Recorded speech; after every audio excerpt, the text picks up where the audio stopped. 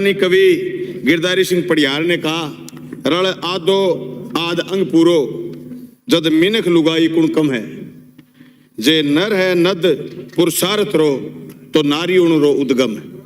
मैं नारी शक्ति की इस बात से कि जीव जो बने उसमें नर और मादा दोनों बने और दोनों के अस्तित्व में कहीं कोई कम या ज्यादा किसी को आंका नहीं जा सकता सभापति महोदय।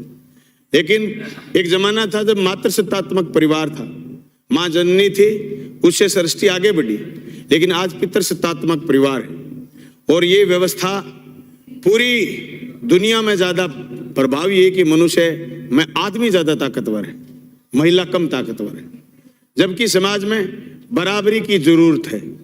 हम जब मनुष्य की बराबरी की बात करते हैं तो जातियों में बराबरी से पहले महिला और पुरुष की बराबरी की बात हमने करनी चाहिए। एक सभ्य राष्ट्र के लिए, एक विकसित राष्ट्र के लिए अगर हम अग्रसर होना चाहते हैं तो हमें महिलाओं को बराबरी का दर्जा देना पड़ेगा। इसी तरीके से इस बात की, इस संदर्भ को हम आगे बढ़ा सकते हैं कि जनजाति विकास की बात करें तो भी मेरे बहुत सारे साथियों ने चर्चा में भाग लेते हुए कहा कि जनजाति क्षेत्र में आज भी स्थितियां ठीक नहीं है।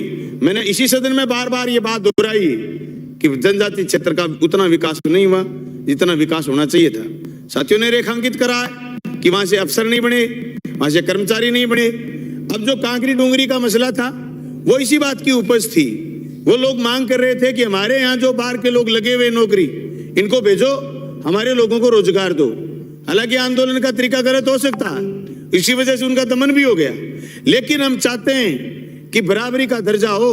जो टीएसपी क्षेत्र की मांग बार बार उठती और जो ये वहां बैठे लोग जो 10-10, 12-12, 14-14 साल से लोग बैठे, उन लोगों को नॉन टीएसपी क्षेत्र में भेजो और टीएसपी क्षेत्र के लोगों को रोजगार सिर करो, उनको रोजगार दिया जाए।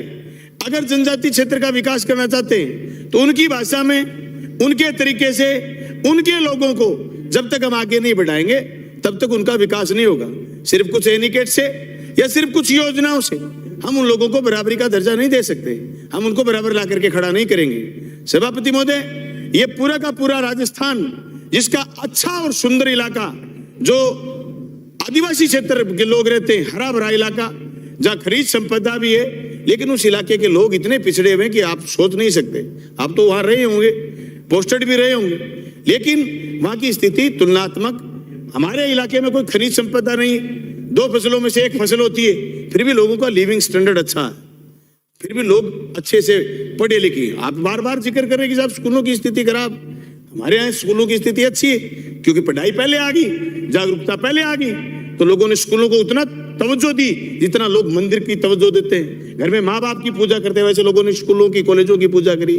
मैं धन्यवाद तो करना चाहूंगा मुख्यमंत्री जी का कि उन्होंने 1000 आंगनबाड़ी का जिक्र करा, लेकिन स्कूल खोलने चाहिए थे 1000, कम से कम स्कूल, ज्यादा से ज्यादा स्कूल। 50 घरों की बस्ती है कोई आदिवासी की, वहां एक स्कूल होना चाहिए ताकि वहां के बच्चे पढ़े। प्राइमरी स्कूल भी खुल जाएगा तो वहां के बच्चे पढ़ेंगे। पढ़ने के बाद जब बच्चा 5वीं तक पढ़ लेता है तो उसके बाद हो सकता है वो दूसरे साधन से दूसरी जगह 10 किलोमीटर 5 किलोमीटर दूर जाकर के भी पढ़ ले। ऐसी स्थिति में हम सरकार से मांग करेंगे कि सरकार उनके बेहतर जीवन के लिए, उनके बच्चों के कुपोषण से बाहर उभारने के लिए, महिलाओं को कुपोषण से बाहर उभारने के लिए सरकार टाटा माडा में जो भी योजना लेकर के आई है उसकी गंभीरता से जांच करे और गंभीरता से उन पर काम करे, उनका अमल ढंग से करे। बार बार जो बात पूरे दिन से डिस्कशन में आ रही वो ये बात, साहब बजट तो आया लेकिन लगा नहीं, लगा है तो मंत्री महोदय ये बताएं, इस चीज का प्रचार भी करें। अब जैसे महिलाओं को बराबर लाने के लिए या महिलाओं को स्वाभिमान प्रदान करने के लिए मुख्यमंत्री जी ने योजना लाए, उड़ान योजना। मैं कहता हूं महिला बाल विकास बाकी से अच्छी कोई योजना ही नहीं हो सकती, लेकिन पूरे दिन में 2 आदमियों ने जिक्र करा है उड़ान का। उड़ान वो योजना है जिससे आज से 50 साल पहले के हर किसी के समाज की बात को, महिला को आज स्वाभिमान मिला है कि उसको सरकार ने उसकी चिंता करी, उसके स्वास्थ्य की। महिलाओं में जो गुप्त रोग होते थे उन पर पाबंदी लगेगी और महिलाओं में बराबरी का दर्जा की एक स्थिति पैदा होगी। सभापति महोदय, हम ये भी चाहते हैं कि आदिवासी क्षेत्र में जो वनवासी के नाम से विभिन्न संगठन चलते हैं, शायद उन संगठनों ने ठगा ही होगा। वनवासी अधिकार कानून आया, आज कितने वनवासियों को पट्टे दिए गए, उन वनवासियों की जमीन आज भी बड़े पूंजीपति छीनने के फिराक में। आप पूरे देश की बात करें, एनजीटी कानून ला करके वनवासियों को रोका गया। वहां अगर कोयले खोदने की बात चली है तो आराम से खुदा होगा। लेकिन वनवासी को एनजीटी के नाम पर पट्टे नहीं दिए गए, उनके जमीन का कानून, उनका अधिकार छीन लिया गया। इसलिए वनवासी जो लोग हैं उनको जमीनों के पट्टे बिना किसी शर्त के तुरंत प्रभाव से जारी करे जाएं। मैं आंगनबाड़ी पर अपनी बात रखते हुए कहना चाहूंगा कि जो पोषार आंगनबाड़ी में बन रहा है, वो पोषार जो बाहर से जाकर के देते हैं शुष्क पोषार, जबकि गर्म पोषार देना चाहिए और आंगनबाड़ी पर ही तैयार होना चाहिए।